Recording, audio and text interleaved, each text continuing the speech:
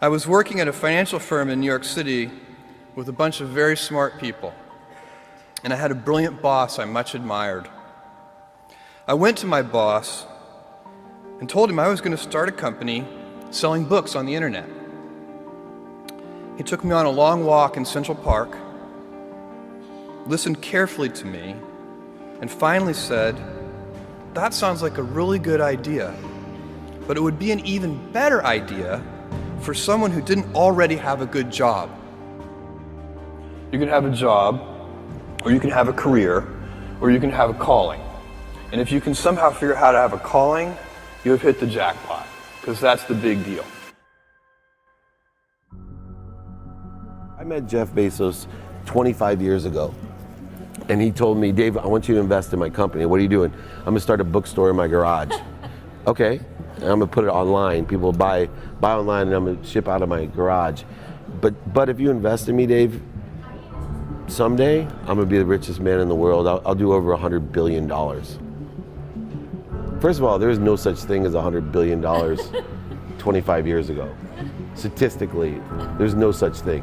Countries didn't have 100, our national debt wasn't $100 billion. And this dude's telling me at 26 years old that he's gonna be the richest man in the world because he has a garage and the internet? That was his truth.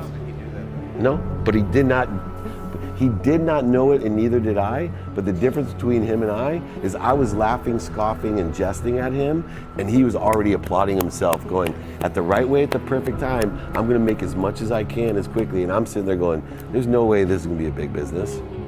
Do something you're very passionate about, and don't try to chase what is kind of the hot passion of the day. Seen in that light, it really was a difficult choice, but ultimately, I decided I had to give it a shot. I didn't think I'd regret trying and failing, and I suspected I would always be haunted by a decision to not try at all. After much consideration, I took the less safe path to follow my passion, and I'm proud of that choice. As a young boy, I had been a garage inventor. I'd invented an automatic gate closer out of cement-filled tires, a solar cooker that didn't work very well out of an umbrella and aluminum foil, baking pan alarms to entrap my siblings. I'd always wanted to be an inventor, and she wanted me to follow my passion. There's a military phrase that I especially love, and it says, "Slow is smooth and smooth is fast." And I have seen that in every endeavor I've ever been in. That's the kind of thing that really allows you to make progress. You know, you get certain gifts in life and you want to take advantage of those, but I guess my advice on adversity and success would be to be proud not of your gifts, but of your hard work and your choices. So, you may be, the kinds of gifts you get in life, you might be really good at math. It might be really easy for you. That's a kind of gift. But practicing that math and taking it to the next step, that could be very challenging and hard, and take a lot of sweat. That's a choice. You can't really be proud of your gifts because they were given to you. You can be grateful for them and thankful for them. But your choices, you choose to work hard. You choose to do hard things. Those are choices that you can be proud of. You can choose. We all get to choose our life stories, and it's the choices that define us, not our gifts. Everybody in this room has many gifts. I have many gifts. You can never be proud of your gifts because they're gifts. They were given to you. You might be tall, or you might be really good at math, or you might be extremely beautiful or handsome, or there are many gifts, and you can only be proud really of your choices because those are the things that you are acting on. And one of the most important choices that each of us has, and you know this just as well as I do, is you can choose a life of ease and comfort, or you can choose a life of service and adventure. And when you're 80, which one of those things do you think you're going to be more proud of? You're going to be more proud of having chosen a life of service and adventure. There's never been a better time to be alive.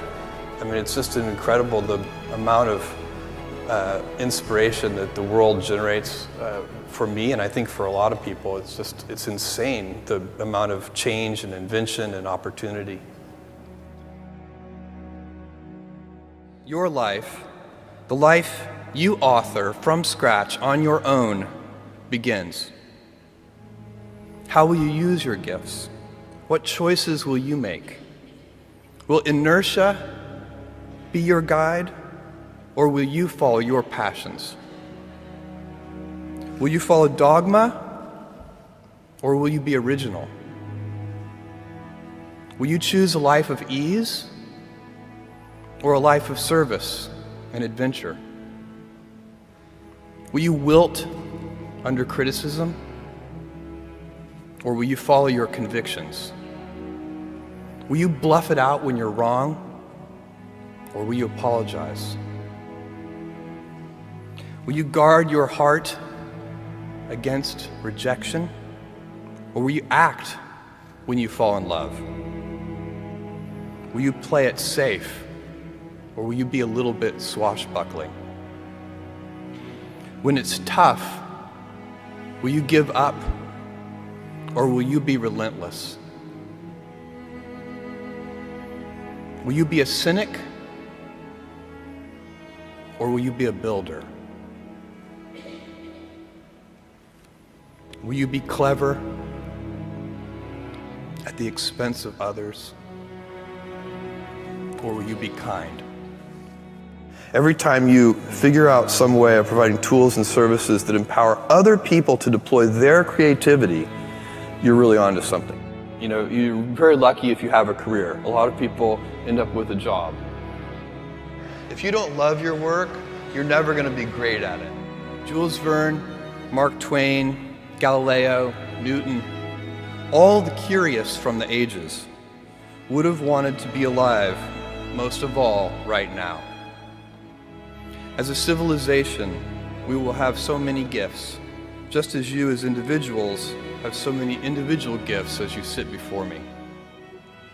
How will you use these gifts? And will you take pride in your gifts or pride in your choices?